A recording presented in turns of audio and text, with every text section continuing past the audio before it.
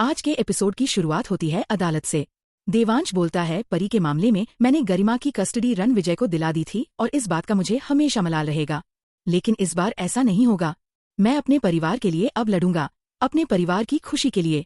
विराट बोलता है, बेटा तूने एक बात बहुत अच्छी कही थी कि बच्चों को अपनी सही जगह पर होना चाहिए। तू समझ रहा है ना मैं क्या कह रहा हूँ?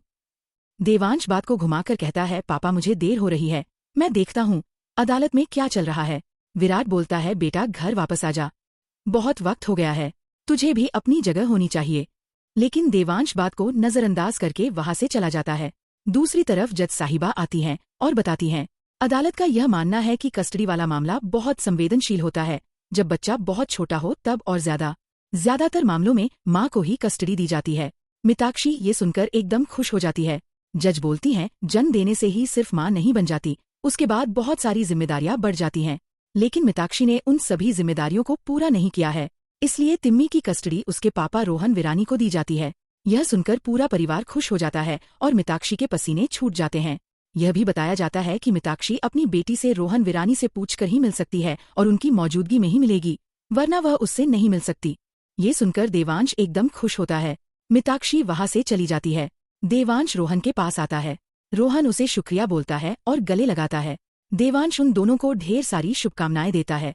तभी विराट बोलता है, बेटा तूने जो बोला था वह कर दिखाया, तूने परिवार को टूटने से बचा लिया, मेरी पोती मुझे वापस दिला दी।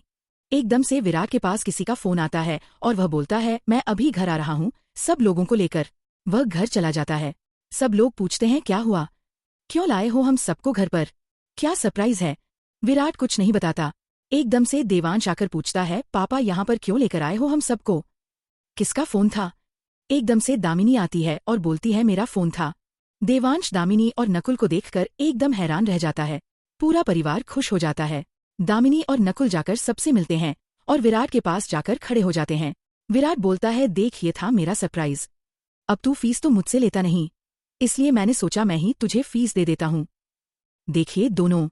तभी दामिनी देवांश के पास जाती है और बोलती है, देवांश हम सुखधाम आ गए हैं साथ में रहने के लिए, और तुम भी यही चाहते थे ना कि हम यहाँ आए। पापा ने जब मुझे फोन किया तब हमें लगा कि हमें आ जाना चाहिए, क्योंकि सब लोग यही चाहते हैं कि हम सुखधाम में वापस आए। बहुत रह लिए हम अकेले, अब हम सबके साथ रहेंगे। माना कि बहुत मुश्किलें आएंगी, लेकिन अपनों का एक सहारा होता है। विराट आकर बोलता है, बेटा तेरा वनवास पूरा हो गया है, अब तो वापस घर आ जा। विराट के बार बार कहने पर देवांश हाँ बोल देता है। परिवार में खुशी की लहर आ जाती है। अगले ही पल जैसे ही विराट दरवाजा खोलता है, सावित्री सामने खड़ी होती है। विराट के हाथ में आरती की थाली होती है। सावित्री बोलती है, अब मैं घर जितनी बार भी आऊंगी क्या तुम इसी तरह मेरी आरती करोगे? विराट बोलता है, मेरा बस चले तो मैं जगह तुम्हारे नाम के मंदिर बनवा दूं। सावित्री अंदर आती है और सबसे मिलती है। गायत्री सावित्री की तारीफ करती है। सावित्री बोलती है, तुम लोग इतनी तारीफ कर रहे हो, कुछ गड़बड़ तो नहीं? मेरे पीछे सब लोग बोलते हैं कोई गड़बड़ नहीं। तभी विराट बोलता है, तुम्हारे लिए एक सरप्राइज है। सावित्री मना कर देती है देखने से, लेकिन शोभना के कहने पर बोलती है, ठीक है बताओ क्या सरप्राइज है? दामिनी और नकुल आते हैं सावित्री के सामने और उन्हें देखकर सावित्री एकदम हैरान हो जाती है। दामिनी उनसे मिलती है। सावित्री पूछती है, तुम लोग यहाँ कैसे? दामिनी बताती है, माँ बहुत रह लिया अकेले, कुछ दिनों के लिए भटक गए थे। दामिनी सावित्री के गले लगती है। सावित्री थोड़ी भावुक हो जाती है। सावित्री देवांश के बारे में पूछती है। दामिनी बताती है, अभी 2-3 घंटे के लिए किसी काम से बाहर गए हैं, हमें भी कुछ दिनों के लिए बेंगलुरु जाना पड़ेगा सामान पैक करने के लिए। तभी परी बोलती है, आज तो बहुत खुशी है तो आज पार्टी करें। सावित्री बोलती है, मैं खाना बनाऊंगी गुजराती, क्योंकि मेरी बहू और पोता घर वापस आए हैं।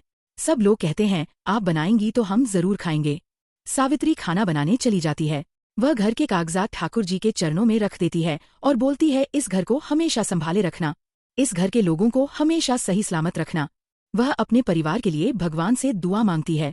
दूसरी तरफ सावित्री महाराज जी को बोलती है, अब से कांसे के बर्तन में ही खाना खिलाया जाएगा, कांच के बर्तन में नहीं। तभी एक नौकर बोलता है, नोएना मैम तो। महाराज जी उसे चुप करा देते हैं। सावित्री बोलती है, पहले जो था वह था, लेकिन अब से कांसे के बर्तन में खाना खाना। सावित्री देखती है कि विराट की बनाई हुई पेंटिंग रखी हुई है जो नोएना ने कॉलेज के जमाने से संभाल कर रखी हुई थी।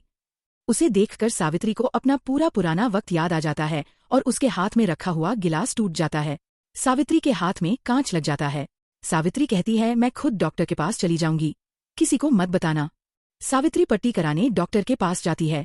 अस्पताल में देखती है कि नोएना बिस्तर पर लेटी हुई है। नोएना खांसती है और उसके टिश्यू में खून होता है। यह देखकर सावित्री एकदम सदमे में आ जाती है।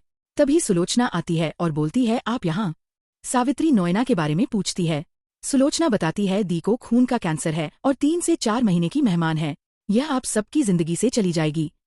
सावित्री यह सुनकर सदमे में आ जाती है। वह डॉक्टर से पूरी जानकारी ले रही होती है। तभी नोएना आती है और बोलती है, अगर तुम्हें और कुछ जानना है तो मुझसे जान लो। नोएना सावित्री से माफी मांगती है और बोलती है, मुझे माफ कर दो। मेरी वजह से तुम दोनों अलग हो गए, वरना आज अगर देवांश तुम्हें पहले सच बता देता तो तुम दोनों आज हमेशा के लिए साथ में होते। सावित्री बोलती है, जो बीत गया उसके बारे में क्या ही सोचना। नोएना अपनी हर गलती की माफी मांगती है और कहती है, मुझसे बहुत बड़ी गलती हुई। मैंने तुम्हारे साथ इतना बुरा किया, तुम्हारे परिवार को तोड़ दिया, तुम्हारा घर बर्बाद किया। मरता हुआ इंसान झूठ नहीं बोलता और मैं कोई नाटक नहीं कर रही हूँ। अगर तुम सोचो कि मैं ये सब नाटक कर रही हूँ तो मैं बिल्कुल भी नाटक नहीं कर रही। तभी नोएना खांसती है और उसके हाथ में खून आ जाता है। सावित्री बोलती है, मैं कुछ मदद करूँ? तुम्हें कुछ चाहिए? नोएना बोलती है, हाँ चाहिए तो बहुत कुछ, और मैं इसकी हकदार नहीं हूँ, लेकिन तुम ही हो जो मेरी आखिरी इच्छा पूरी कर सकती हो। सावित्री बोलती है, मैं नहीं जानती तुम्हारी आखिरी इच्छा क्या है, लेकिन मैं पूरी कोशिश करूंगी। तभी सावित्री ऑटो में बैठी हुई दिखाई जाती है। वह पुराना वक्त याद कर रही होती है। दूसरी तरफ रामनवमी की तैयारी हो चुकी होती है। समर्थ बोलता है, तुम्हारा नाम सीता के लिए किसने लिखा होगा इसका अभी तो पता नहीं चल सकता, ये तो हम बाद में ही पता कर सकते हैं। वहीं बीकू दादा नंदू को फैक्ट्री में भेजते हैं। नंदू देखता है कि 2 लोग पहरा दे रहे हैं। वह अंदर जाता है लेकिन चेहरा नहीं देख पाता। जैसे ही पास जाता है, पीछे से कोई उसके सिर पर मारता है और वह बेहोश हो जाता है। विक्रम आता है और पूछता है, ये यहाँ क्या कर रहा था? लोग बताते हैं, यह चुपके से देख रहा था लेकिन कुछ नहीं देख पाया। विक्रम को तसल्ली हो जाती है। बाद में नेहा और समर्थ शोभा यात्रा को फैक्ट्री में लाते हैं और देखते हैं कि माल बाहर से लोड हो रहा है। विक्रम कहता है, पूरी योजना बिगड़ गई। नंदू होश में आता है और बताता है कि उसने चेहरा नहीं देखा। भरत उसे याद करने को कहता है लेकिन वह मना कर देता है। तभी विक्रम आता है और कर्मचारियों से लड़ाई शुरू हो जाती है। कर्मचारी और मैनेजमेंट के बीच बड़ा झगड़ा हो जाता है। नेहा उसे संभाल नहीं पाती। आज के एपिसोड में आपने देखा ही होगा कि कैसे देवांश अपनी मां सावित्री को सुखधाम वापस आने के लिए मना कर ले आता है।